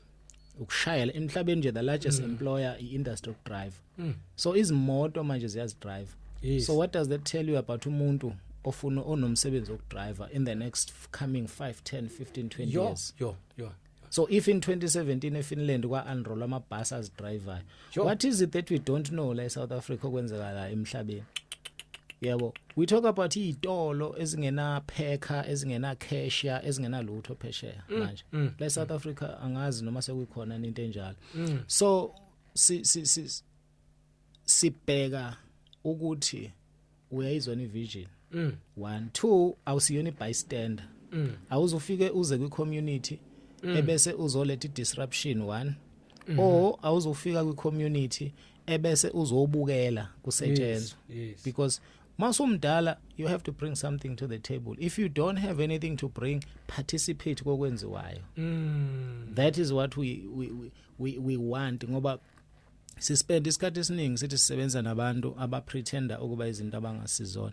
So as black people ke we've got the power ngoba we've got the numbers but ayisebenzeli lama numbers because singabantu abamnyama again sifana neziboshwa yabo eziboshiwe kodwa umnyango waleli jele uvuliwe akuvala akunasikhiya kunalutho uthi uyasukuma wena uyaphuma ngoba uthawu akuvaliwe la sisukume sonke siziboshe sokuvimba uyathi hayibo ngiyaphuma umnyango uvuliwe hlala la sonke siyindawo. That is what we are doing. So we community yethu we are just searching for those people phela ngoba masumdala ayikho into esisuke entsha sengayifaka kuwena if ingekho already ngoba sesiuchazile ngithi umqondo. Yes. Kukhona umthetho ekuthiwa hypnotic rhythm. Ilo natural law ekuthiwa hypnotic rhythm. Lo mthetho ngafunda ngawo kwi Outwitting the Devil incwadi kaNapoleon Hill na yenye incwadi ezabhalwa ngama 1930s kodwa yazopublishwa ngobo 2011 ngenxa yokuthi amaqiniso ewakhulumayo. So in this book ngifunda ukuthi when the devil speaks ngoba kwakune conversation between Napoleon Hill ne devil. So when the devil speaks it explains ukuthi kunabantu mina engibawinayo as the devil permanently through a hypnotic rhythm. Lo muntu lo umuntu kusuke sekuthulate ukuthi konke engashintsha emqondweni wakhe suke sekumthathe permanent but I context yakhona ungayi understand when you read the book. So ngizamala ukuthi ke we can't help umuntu omdala icerebellum yakhe esekuhleli ama habits a permanent kuwe. Ngcono kwi cerebellum yakho noma kwi subconscious yakho makuhleli ama habits are positive. Then we can go somewhere njengoba sihleli la. Yes. Ngeke senze le podcast singekho emgqeni owodwa uyabo. So just like umuntu ozothi melalele lenkulumo ihambisane naye, that's the person one chance ukuthi singasebenza naye uyabo because awukho omncane lo msebenzi and u serious. Yes. So awufuni bystander, awufuni ijudge. Umuntu ozofika ngokuba ijudge ukuthi yena izinto fanele zenzeka. Akukho blueprint current ye circulation yemali yomuntu omnyama ayikho. Abelungu bayi destroy, we are rebuilding it. So you cannot come and expect ukufica into perfect. So mawufica ukuthi kusenamaphutha kusalungiswa lapho kusenziwa izinto kanje bese ufika uyajaja ukhombe mina wenze. We don't need umuntu kanjalo, we don't need abantu abakanjalo. And I think you can hear what I'm speaking strongly on this because lento sengihlupe kakhulu. I have abantu around the country, not just eMpangeni, around the country abangazi kabi because bakhohliswa ngami. I have abantu abahluphekayo manje because what we were doing kwakubasiza, and then kwafika abantu abawona umsebenzi bonela nabantu ababesizakala. Abantu today bayahlupheka, abana plan, abana lutho ukuthi bazokwenza njani, because this was the only plan. Yabo, plus ke ne-COVID yafika yasilimaza ke ngoba umsebenzi wawusuphakeme kakhulu. COVID yayivela inhloso yayo ukuzolimaza into eyenziwa abantu abamnyama, amabhizinisi abantu abamnyama lawa kwangazi ukuthi asezolona belungu. So ukuze sikwazi ukuyenza lento fanele siqale si-understand ukuthi yini esivimba ukuthi siyenze, which is our mentalities, our environments. Uma uzofuna ukuba ingxenye yabantu who are rebuilding umnotho womuntu omnyama, then suke eduze kwabantu abaphikisana naleyo nto, because by environment negative wena uyabo bazokwenza futhi ukuthi ugcine ungasayiboni. Uma ungibona wathini ubani Lumumba noma ubani washo njalo ukuthi uma ungibona ngihamba nesitha sakho yazi ukuthi engudayisile already. Uyabo, so yini ekhuluma nesitha sami umngani wami. Uyabo leyo ndaba. Yeah, so iba serious ke mayisibuya lapho ngoba sesikhuluma manje ngento eshaya enyameni uma kubethrayana ngoba abantu besabanjwe icolonization bengaboni ukuthi lokho abakwenzayo ukudestroy into yomunye umuntu omnyama bengakholelwa into emuntu omnyama bekholelwa into enzabelungu kusayicolonization leyo, and by destroy bona futhi bayizilimaza bona. They're taking his palm and they're shooting themselves on the foot. So that is what we are doing. Mina ke nje on my side, that's what angikhulumi kuphela mina, angikhulumi kuphela, but izinto engizenzayo asizipublicize ukuthi njengamanje sesikuphi nomsebenzi sesenzani, because then sitshela isithi ukuthi sesikuphi. Uyabo, ifana nama registrations. Umuntu that comes with the attitude ukuthi kufanele izinto zibe nama official registrations nani, there's something ebizwa nge-informal business. Bese kuzoba lento esike sakhuluma ngayo earlier ukuthi why register if kufanele uqala ulenze business. Ukuregister ukhipha imali ongenayo ukusiza kuphi ungakabi na product, ungabi na service. Qala wenza business. So that's why thina while we learn how to do this circulation yemali, ngoba it's a science lento, akusinto esimple. How to do this circulation yemali, and then on the side we're building ama prototypes of izinto ezingama products esifuna ukuyilokhuzana, esifuna ukudayiselana zona as a community. Lento iqedani iqeda indaba competition, because what do we become uma si community? We become a guaranteed market. Ngamanye amazwi i-marketing budget gone, because if si 1000 and not doing into eyodwa ndawonye kusho ukuthi unama customer 999. So if you have guaranteed customers 999, if you sell to 200 of them, 300 of them every month, unemali, uyaphila, uyabo. So i-mentality yomlungu isilimaze ukuthi ngisho into basic asiyiboni sazidoubt, because we subconscious ethu kulimalekile, yabo. So ake ngibambe nje lapho ukuthi that is what mina I have kwami ubhasikidi ukuthi kufanele senze njani. No, bengifuna ukuthi we endaweni esihlala kuzo we've got tons and mhlambe millions and millions of homes. So if ungabheka endaweni engakini ubale ukuthi ni spenda malini kwegrocery, ebese ubala inamba yemizi ukuthi imingaki imizi, then uzothola ukuthi mangaka amabhillion niwakhipha every month niwayisa kubelungu. If ningathatha lawo mabhillion and start circulating them ndawonye ngoba yona business capital leyo, that's why ngithi asidingi ngisho funding. Yes. That is a concept kahlahla abayisebenzisayo nabo abelungu. And China mosakhuluma kanje impela ingane encane lapha eChina, yabona lama drone lawo iswa amafoni lawo esisaka ngawo la Twilight ifana no Kraftwerk lezi ngane encane. Uyazi kune video animaje khona ziningi izinto ezikhona sozigidi, khona numerology, khona personology, sikhuluma ngezinto ezikhona emhlabeni ekwazi ukudetermine impilo yomuntu, yabo. So I think through personology, they use the personology with this, I think together with the numerology masukuhlanganisa, because numerology ikwazi ukukutshela ahlahle numerology ikhuluma ngawe. Mawusubale life path number yakho uzobona ukuthi it's exactly my correct nje, uzobona ukuthi it's exactly umuntu oyena. So eChina there's a video of ingane ziqoka camouflage ziqaqa isibhamu, I think i9 layer, it's an exercise yokusiqaqa uphinde usihlanganise kubekwe isikhathi ngikhuluma ngelezi ingane I think is under 12 years old lezi ngane so thina singabantu abamesilokhu sithi ha bafundisa izingane into embi kangaka ukuphatha ibhamu ithi mina ngenhliziyo that's why ama social pressure will always be better than us because is social pressure kubukwe ama character traits alo ukuthi oy psychopath le this one can be a soldier yabo ukubulala uyakuthanda lo because singabantu asifani yabo and that brings me to yabo digress nje kancane lento yokuthi ingane yomfana isuswe ezintweni eziviolent ukufunda ngazo mayisencane it's also a disadvantage ngoba ingane izokhula isoft ingazilutho ingakwazi ukudefend ingakwazi ukwenza lutho because mayithina sithathe sayibuka lento ngeso negative kuphela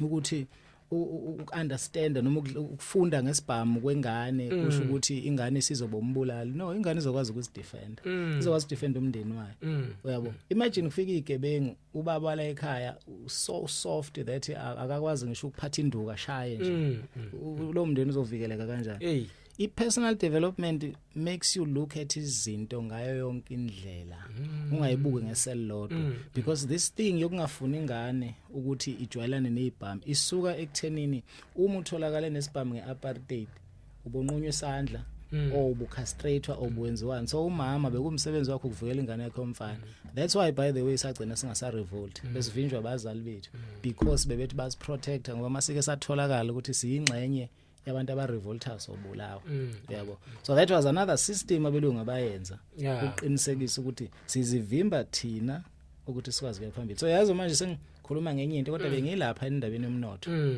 ukuthi we can only build umnotho uma si recognize ukuthi imali is simple imali ayikho complicated you dinga plus or minus 30,000 rands ukuthi uphile comfortably awudingi lama million abawashoyo yes but uma lo 30,000 uhola as a salary it's a different story yes income ne salary into imbili ehlukene yabo so uma uthola uma kuhle imali uyenza ngebusiness it's business profit then you can live ngayo but my salary there's a psychological effect in a salary that guarantees ukuthi le mali ayisebenzile it was built into the system and if uyakwena sekunendoda sifika ihlephule uSARS lo ndoda uSARS ifika ihlephule ngenaluzwele ngenalutho bese bafika ke nabo bonke ke lababanye ama bank nawo bahlephule khona budgeter ngawe nje okwazi ukuholile namhlanje ozozokuboleka imali uza ne crisis engaka efuna ama 1000 ayifuni ngisho nano 200 so that is life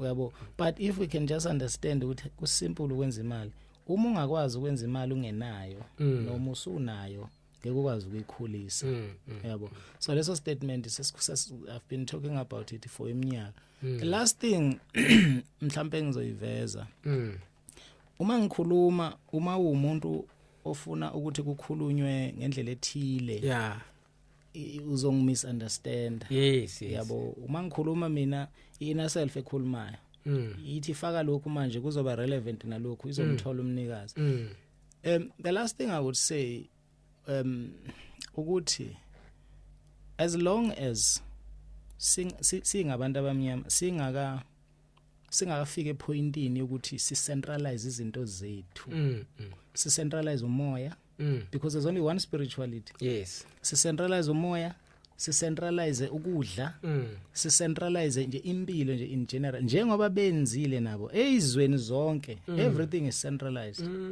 ezizweni zonke amaNdiya acentralized amaSulumane acentralized even abelungu ababona ngazi ukuthi abazwani ba centralized amabhuna centralized ingakho sino yini oranya yes yebo so as long as thina kwethu kusayinhlakanhlaka as long as sisanama political parties mangaki manje eSouth Africa just imagine isitha sisodwa isitha somuntu omnyama umlungu but ama political parties mangaki so if there was one political party ngabe khona competition no zila yo if the so even ngapha when you come to religion, I'm not going to say spirituality, when you come to religion, why are there so many different church denominations? Until lento isaqhuba isegregation, isaqhuba ukuhlakaza nje umuntu ukuthi angangisho ngithi angazazi, ngizothi angakwazi ukusebenzisana nomunye because okwami kungcono kunokwakho. Uyabo? So they do it in a religion, they do it in a politics, and as long as we allow that, ingakho ngithi mina we are only looking for those that have seen that, abangazile ngendaba ye religion, abangazile ngendaba ye politics, abangazile ngendaba ye status ukuthi mina ngcono kunobani. Because thina what we do, even ngisho umnikele siuhlanganisa, is so that sonke silingane. Asizukuthi wena ngoba mhlawumbe une salary noma umi kahle uhlala esitezwe, we all do into eyodwa ngesikhathi, because as long as singalingani. And then there is something else now mhlawumbe kuzobe yona yokugcina, abantu besilisa so good bamabhodla, abantu besilisa abafuna ukusebenzisana nabanye abantu besilisa abamnyama. Empangeni kwathi makuluthwa kunemall ekuthiwa i5 Ways Mall, ayizange iluthwe ene yabelungu. Kwathi mase leli iqulu leli lalihambe lilutha selibheke ngakhona lafica abelungu sebemobilizile nezibhame engakanani abesilisa. Ikhona leyo nhle, khona lokho kuhlangana abantu besilisa abamnyama, omama abaphusha izinto manje, omama abazamhlanganisa amabhizinisi, abahlanganisa umuntu omnyama owesilisa mefuna ukwenza ibhizinisi, ufuna ukwenza into yakhe yedwa, aba understand ukuthi if imarket yakho was a community yakho, then ibhizinisi lakho li guaranteed to succeed. So mina umkhosi engawuhlaba kubantu besilisa, ithina kahle hle njengamanje si stumbling block to success yabantu abamnyama. If kungavuka thina kuzoba ne leadership kulomsebenzi ekufanele ngabe sawenza. Omama they're supposed to follow us, but we are not leading them to the right direction. Ngobani sithi mase sihlangene fanele sisebenze, omunye uyabuka ukuthi yena angenza kangcono ini, yena angenza kangcono ini. We are not in the business of competition. Uma sifuna ukuphumelela, uma sifuna ukuphumelela siyahlangana senze into ndawonye ihambe phambili. Uma ufika ngemqondo we competition noma ngomqondo ukuthi ufuna kulalelwa wena, ngomqondo ukuthi ungcono wena, akusasetshenzwa lapho. So abantu abamnyama besilisa in most cases ibona njengamanje ababambe ukuthi umuntu omnyama abuye endaweni yakhe, because omama bayazama. Why do you think abelungu bayidedelile itofela abayiphazamisa? Because azibaphazamisa indawo abelungu itofela. Yes, azibaphazamisa indawo abelungu. They still take ukudla kwabo kubolile bebengasezi ukudayisela umuntu, kube bona bakunikeza omama uma bese behlukanisa itofela ekupheleni konyaka. So wonke umuntu uyakwazi lokho, yabo. But yini esiyenza siyabantu besilisa ekhombisa ukuthi hayibo siyabona ukuthi kune problem. Akufika ngo Mrs de Klerk njalo Mrs Jan van Riebeeck bezos colonize, kwafika o Mr Jan van Riebeeck. Akufikanga amakhosikazi amaPakistan noma bafikanga bexhaka amakhosikazi abo. No, insizwa zonke ezifikayo makuzo colonize indawo systematically. Even namachina uqala ubona abantu besifazane ngoba sekusafe sebefikile besilisa bazo establish ibase. Yabo thina abantu besilisa no, thina sifunqa amaguzu namadansani semsebenzini all the time. Asifuna ukwenza into yethu, asifuna ukucabanga, sijule sihlangane nabanye amadoda senze izinto ezokwazi ukuzenza.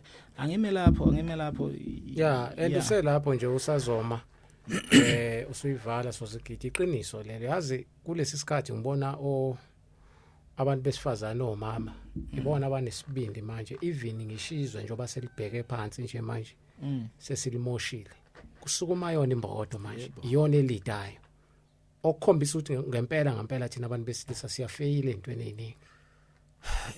Ngingabuya sozigidi ngingabe hash kakhulu kubo. Into eyenza ngikhulume kanje ingoba ngifuna ukuthi babone ukuthi indaba ilele kuthina. As abantu besilisa we are under attack vele from the time umfana. Uyazi ukuthi ngoba umuntu wesilisa nje omnyama uyi potential threat.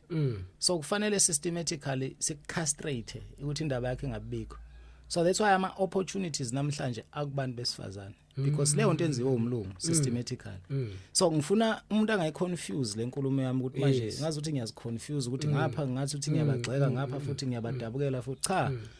Yes, they are doing it abelungu, but at some point we have to stand up. At some point singabantu besilisa abamnyama we have to stand up. Sihlola ingozi. Sibone ukuthi lengozi lena nansi siyisukumele thina siyilungise thina. Kube yithina esilide omama. Uyabo singafuni ukuthi njalo thina sifuna ukulwela ukube kudle etafuleni. And then what? And then now masudlulile usezweni lomoya nezingane zakho zolwela ukube kudle etafuleni. Ubani into ozoqala manje legacy la ekhaya. Yo. Ukuthi sikwazi ukuthi la ekhaya sibuild amabhizinisi. La ekhaya sesafuna ukuthi njalo sonke siyaphuma la ekhaya every day siyemsebenzini ngoba sifuna ukubeka kudle etafuleni. Osebenzela indoda ehlalele edlalela isnook. And masicabanga ngebhizinisi sicabanga ngecapital ukuthi asinayo imali oqala. No, ibhizinisi likuwena, izandla zakho nesikhathi sakho kuqala oyinika sona. Then sesingakho imali yokuliregister, imali yokulikhulisa izoqhamuka kulo ibusiness because then do we have it in reverse. Manje siqale silibuild ibusiness, build the product, build the service bese kuyima. So we are under attack psychologically, mentally, spiritually siyabantu besilisa. We know that. Kwenziwe ngamabomu vele ukuthi kube nje manje ngezwe kuthiwa khona umthetho kahulumeni othi manje umuntu wesilisa umuntu wesifazane umuntu wesilisa uyakwazi ukushada akuhambe isibongo kube yena ohamba isibongo. Wakwezwa into enjalo. Does it even make sense? Uyabo think about umuntu oqala wacabanga leyo nto bese ucabanga laba abayiphasisa uhlobozini zabantu yini, what is the agenda behind that? Kusaliwa na umuntu omnyama owesilisa. So we are under attack. That is why we must get up and stand up and sizama ukuthi sihlanganise senze izinto ndawonye but singabanga umsindo. Yabo umsindo sobanga manje ngoba sila ku podcast. Yilodinge ukuthi sifikise information kubantu abarelevant. Mayisifikile information kubantu abarelevant ababe sebehlangana ke ngale sebebona. Yazi ukuthi sozikidi kufanele sikhande ulimi lwethu olusha. Yes. Yazi language esikhulumayo ukuthi ingozi kanjani kithi. Even manje ngithi even nenkomo zamalobolo sisalobola ngenkomo esabeka lo mlungu zona namhlanje. I don't know ukuthi abantu bay understand ukuthi ijule kanjani leyo nto. Umlungu is against ukukhula kwefamily yomuntu omnyama. And ilobolo ukubiza kwalo inkomo zingekho esibayeni. Kuchaza ukuthi umndeni awuzukukhandeka. Sizoba nenkinga zezibongo koze angazi kufika sephi isikhathi. Ngoba manje kungashadeki kunjalo but izingane sifanele zibe khona. Fanele uqhubeka and I don't know also ukuthi kuzwa usazi kangakanani ngendaba yebhano yelende eCape Town liza nabantu bangaphandle. Ukuthi what is the strategy behind that? Uyabo ukuthi izwe lethu libusy liyathathwa liyacolonizwa anew phambi kwethu because thina were doing nothing about it. Seeing abantu besilisa. It's happening on our watch because sibusy thina sibeka ukudla etafuleni. Asiyazi concept of sacrifice. Ukuthi ukusacrifice means ukuthi you're going to suffer for a period of time ukuze uzokwazi uachieve into ethile. Thina sifuna ukuhlezi njalo kuhamba kahle kithi. Lokuhlezi masicabanga sacrifice asinayo sistamina sayo. Uyabo ngoba that's yona into oqala fanele yenzeke le. We must be prepared to suffer. Uyabo otherwise if we don't izwe vele lizophelela kwi revolt. Kuzogcina vele ngempi esingayazi ukuthi yobi. And bazoqeda isizwe simnyama ngoba uyabona makulokuthuthela zonke inhlanga ze South Africa inhlosi leyo ukuthi kufanele ukuthi kudungeke kuphele nje ngento ethi they started ngeyitolo so zigidi. They started ngama tuck shop. And then also ibona abahlala emadolobheni amakhulu. Hambe eThekwini manje kunuka phu kugcwele bona. And that's not because there's a problem with our foreign brothers and sisters. Because there's a systematic plan ezosifudukisa. Thina sizoyithola siyi minority eSouth Africa. Itole zabo. Amabhizinisi ethu sabantu abamnyama siwezela ngaphandle kwasemamall, ngaphandle kwasemadolobheni thina. Bona bangaphakathi bona. Sisematafuleni. Thina sisematafuleni thina. Ezweni lethu. Because akekho umuntu ohlalisa phansi asithiphise ethe yeke ukusithiphisa. Abelungu it was not ukuhlakanipha kwabo ukhando Shoprite no Pick and Pay no Box. No, uhulumeni wathatha imali wafunda those projects so that uma sebe izwe sebeluzile lawo ma projects azosala emile bese be engineer ukuthi okwethu uhulumeni makufanele enze lokho akubize ngenepotism. Lali igama lenepotism did not exist kubelungu. They still practice nepotism bona namhlanje ema company nabo.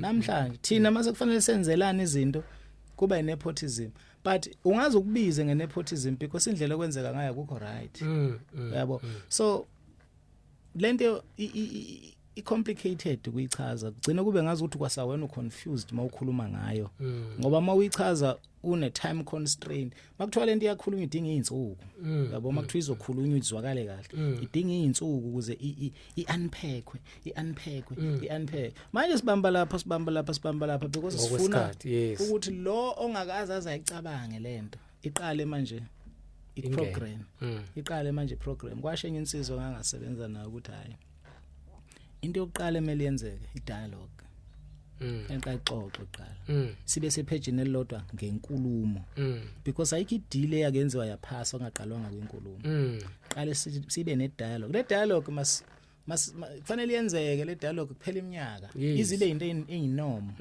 but as dialogue ke kuphela ngoba phela si late yabo i-Aquarius era isi upon us so asikwazi ukuthi kungene i-Aquarius era singazibekile kuma strategic positions because i-AI iseyivele seyifikile yabo so as dialogue sibe senza manje mina ngibona ngathi siya dialogue kuphela yes ayikho into esiyenzayo as a mess yabantu abamnyama I'm not talking about thina so 3 4 5 ekhoneni lethu akusizi ngalutho lokho abelungu bajabula masenza njalo yabo so we need to have this dialogue at the same time practically do things have practical plans and lama plans singabalindi ehlazo perfect because ngoba ngisho nje i-blueprint ayikho ngasendelwa i-link eyayithi I will never forget what a white man told me in Bulawayo in 1980 i-chapter leyo out of a book ebhalwe ilunga lomkhonto wesizwe but ngokwaseZimbabwe echaza ukuthi after iZimbabwe wini ukhetho waphindela eZimbabwe efuna ukuyochomela umlungu wayethe ngeke abantu bomnyama bezibe wine mayefika kulo mlungu afika umlungu ambuza ukuthi na wina ini na wina ini na wina iParliament a talking house ubani orun ama business yes wasiyamchazela ukuthi benza kanjani abelungu ukuthi abelungu they knew ukuthi sofika isikhathi sokuthi by our sheer numbers singabantu abamnyama they knew ukuthi sofika isikhathi esokuthi siba overpower so they made sure ukuthi bayayikhipha kwi circulation information knowledge ukuthi ama ancestors ethu ayiphila kanjani so that noma sesiwinile sidepende kubo ngoba sazi that is what is happening now yabo so indaba ke ilele lapho ukuthi singabantu abamnyama abesilisa we need to get up we need to stop le pride yabona le pride umuntu wesilisa say ignorance manje akube ipride ukuthi umuntu wesilisa hlangana ke nabanye abantu besilisa bangakini nenze something do something about the situation yeingane zenu just imagine ingane yakhe entombazane kufanele iphume hambe yosebenza akukho right ukusebenza komuntu wesifazane yeah akukho right you can ask any man eshadile noma inomuntu ephila naye aba serious akukho right ukusebenza komuntu wesifazane ngoba njalo uhlezi esebungozini ake ngisho njalo because akuyi ngokuyiphatha kwakhe akuyi ngesimilo sakhe ikenye idla umuthi la ngaphandle uyabo so umuntu uyithola senze into angazi ukuthi uyenze kanjani not ngoba yena uyiphethe kabi noma wenzeni ama divorce amaningi aqhamuka as a result of that and that is precisely plan yabelungu. Siyabonga kakhulu umfoka Amatshane, sibonga kakhulu mfowethu nesikhathi sakho. Siyabona ukuthi isikhathi siyasiphelela kodwa ke angifuni ukuphuma ngazange ngithole ukuthi mhlawumbe utholakala kanjani. Well mina indlela engisebenza ngayo everything engiyenza is about the circulation yemali yomuntu omnyama.